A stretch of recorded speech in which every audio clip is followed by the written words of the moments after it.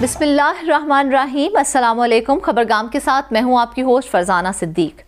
علامہ خادم حسین رضوی کے بیٹے حافظ سعد حسین رضوی میدان میں آ گئے۔ تحریک لبیک پاکستان کے کارکنان نے سیاسی جماعتوں کو نیا چیلنج دے دیا۔ سعد رضوی نے تحریک لبیک کے امیر کے طور پر کام کرنا شروع کر دیا ہے۔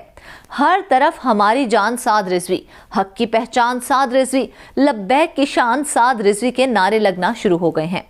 ایک جانب سے سیاسی جماعتوں نے اپنا دنگل سجا رکھا ہے تو وہیں اب تحریک لبیک نے بھی اس دنگل میں حصہ ڈالنے کا فیصلہ کر لیا ہے، اور سعد حسین رضوی نے علامہ خادم حسین رضوی کے مشن کو آگے لے کر چلنے کے لیے محاذ بھی سنبھال لیا ہے، جو تمام سیاسی جماعتوں کے لیے کسی چیلنج سے کم نہیں ہے۔ اس وقت ٹویٹر پر ہماری جان سعد رضوی ٹاپ ٹرینڈ کر رہا ہے، جسے استعمال کرتے ہوئے تحریک لبیک کے کارکن اپنے جذبات کا اظہار بھی کر رہے ہیں۔ اس مہم میں خلیل الرحمان قمر بھی پیچھے نہ رہے اور انہوں نے بھی سعد حسین رضوی سے اپنی محبت کا اظہار کر دیا، جس کی تفصیل ہم آپ کو اس ویڈیو میں بتائیں گے۔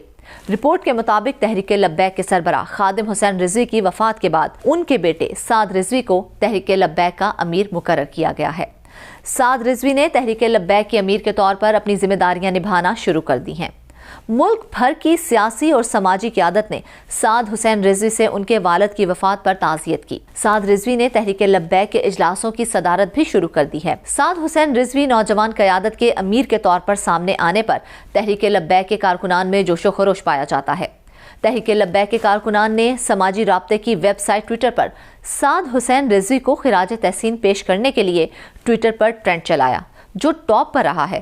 تحریک لبیک کے کارکنان کی جانب سے ٹویٹر پر ہیش ٹیگ ہماری جان سعد رضوی ٹرینڈ چلا رہا ہے، جس میں کارکنان نے بڑی تعداد میں حصہ لیا۔ ابھی کچھ دیر پہلے تک اس ٹرینڈ میں 48,000 سے زائد ٹویٹ کی جا چکی تھیں۔ ایک صارف نے لکھا کہ پوری تحریک لبیک پاکستان کی جان ہے، ہمارے ساتھ بھائی۔ ایک اور صارف نے لکھا کہ 98% نوجوانوں پر مشتمل جماعت کا قائد بھی نوجوان ہے، الحمدللہ۔ ایک صارف نے لکھا کہ یہ جبر و قہر نہیں، عشق و مستی ہے۔ سوشل میڈیا پر لاکھوں لگانے والے، پیڈ ٹیمز بنانے والے لبیک والوں کے نزدیک بھی نہیں ہیں۔ اس میدان میں خلیل الرحمان قمر بھی پیچھے نہ رہے اور انہوں نے ہماری جان سعد رضوی کا ہیش ٹیگ استعمال کرتے ہوئے سب سے پہلے پول سٹارٹ کیا، جس میں پوچھا گیا کہ تمام سیاستدانوں میں سب سے بہتر کون ہے۔ اس پول میں تینوں بڑی سیاسی جماعتوں کے لیڈرز کے علاوہ تحریک لبیک کے سعد حسین رضوی کا نام بھی شامل ہے، جس کا نتیجہ کچھ گھنٹوں بعد سامنے آئے گا۔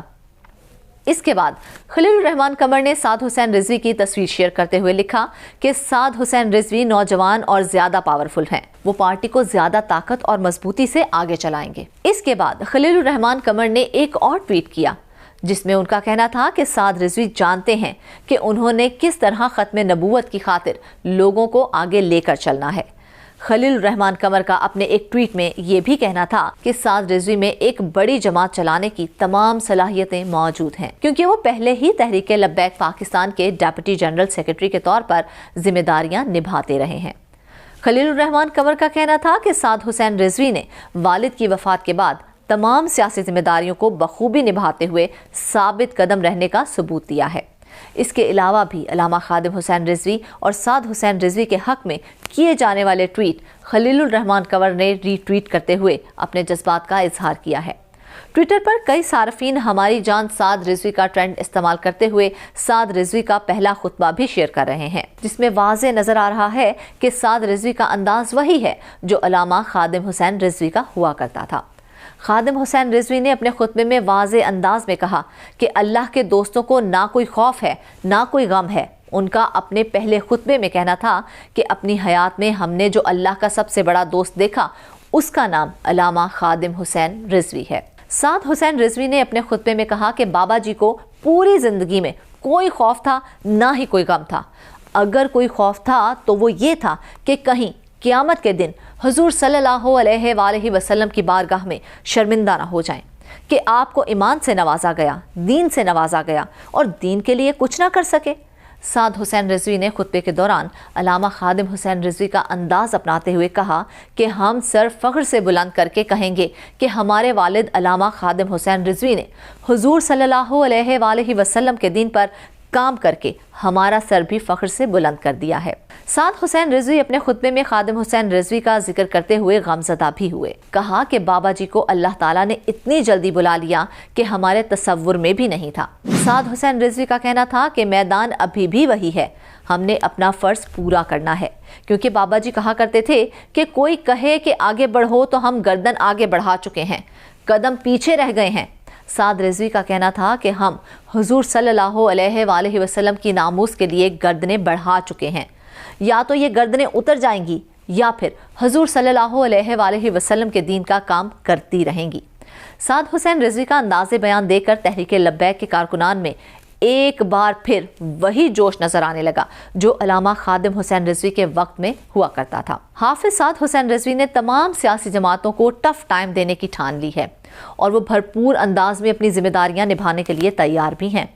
साद हुसैन रिजवी के इस अंदाज से वो तमाम कयास आराइयां भी दम तोड़ गई हैं जो पीर अफजल कादरी की जानिब से लगाए जाने वाले बयानात की वजह से सामने आई थीं। पीर अफजल कादरी ने कहा था कि मैं 1965 से दीन की खिदमत कर रहा हूँ। खादिम हुसैन रिजवी को मैंने अपने साथ मिलाया, वो जो भी करते थे वो मेरा ही दिमाग होता था, उनका असल मास्टर माइंड मैं था। खादिम हुसैन का बेटा साद हुसैन रिजवी नशई और नाअहल है, जमात का अमीर मैं मुकर्रर करूँगा।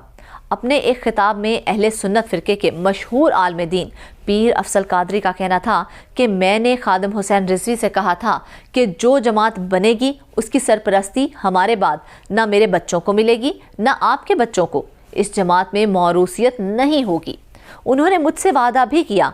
पीर अफजल कादरी ने कहा कि इसके बाद मैंने खादिम हुसैन रिजवी से बड़े बड़े काम करवाए, उनको तो कुछ पता ही नहीं था, मैं ही मास्टरमाइंड होता था। मैं खड़ा होता था तो मजबूरन उनको भी खड़ा होना पड़ता था। जमात बन गई, मुतारिफ हुई, ये अमीर थे तो उनका नाम आगे आ गया, मेरा नाम पीछे चला गया। उन्होंने मजीद कहा कि इस जमात को मैंने कायम किया था, मैं इसका बानी हूँ। खादिम हुसैन रिजवी की वफ़ात के बाद मुझसे मुशावरत के बगैर उनके बेटे को जमात का अमीर मुकर्रर कर दिया गया।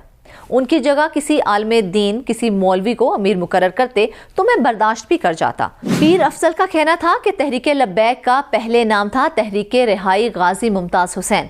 इस तहरीक में हमारी अनगिनत कुर्बानियाँ थीं। सलमान तासीर और आसिया के खिलाफ मैंने जुलूस निकाले, मेरी ज़्यादा खिदमात हैं। खादिम हुसैन रिजवी को कुछ पता ही नहीं था। इस तहरीक की वजह से हमारे बैंक अकाउंट्स भी अभी तक सील हैं। लंदन में हमारे मदरसे से भी हमारे नामों पर लकीर फेर दी गई है। इस तहरीक में मुझ पर 100 से ज़्यादा मुकदमे दर्ज हुए। इस तहरीक में सबसे ज़्यादा कुर्बानियाँ मेरी थीं। उन्होंने कहा कि गाजी मुमताज़ हुसैन की शहादत के बाद उनको लगा कि तहरीक ख़त्म हो गई, तब मैंने इस तहरीक का नाम बदलकर तहरीक लब्बैक पाकिस्तान रखा। खादिम हुसैन समेत सबको तो कुछ पता ही नहीं था। मैंने नाम बदला, सबसे मंजूरी ली, इस जमात का मैं ही बानी हूँ। खादिम हुसैन रिजवी मुझे सारी उम्र ही बानी कहा करते थे। मैं जमात का सरपरस्त आला के ओहदे पर अभी भी कायम हूँ। खादिम हुसैन रिजवी की वफ़ात के बाद उनके बेटे जो एक कब्ज़ा ग्रुप हैं, उन्होंने वालिद को मजबूर करके पीछे हटाया और अब जमात पर काबिज हो गया है। खादिम हुसैन रिजवी के बेटे को मैं बचपन से जानता हूँ। खादिम हुसैन रिजवी खुद मुझे कहते थे कि इसके लिए दुआ करें कि ये नशई है, ना इसने दरस निज़ामी में तालीम मुकम्मल की है, अनपढ़ आदमी है, हाफिज भी नहीं है, ज़हनी तौर पर बीमार है, ये कैसे पूरी तहरीक का रहनुमा बन सकता है। उन्होंने कहा कि साद हुसैन रिजवी जमात का अमीर नहीं बन सकता, इस जमात को अमीर मैं मुकर्रर करूँगा। लेकिन अब ये तमाम इल्ज़ामात धरे के धरे रह गए हैं, क्योंकि तहरीक लब्बैक के कारकुनान ने साद हुसैन रिजवी को अपना अमीर मान लिया है और साद हुसैन रिजवी ने अपना फ़र्ज़ अदा करना शुरू भी कर दिया है। आपको खबर पसंद आई है तो लाइक करें, कमेंट करें और शेयर भी करें। खबरों की तेज़ तरीन अपडेट के लिए खबरगाम को सब्सक्राइब करें।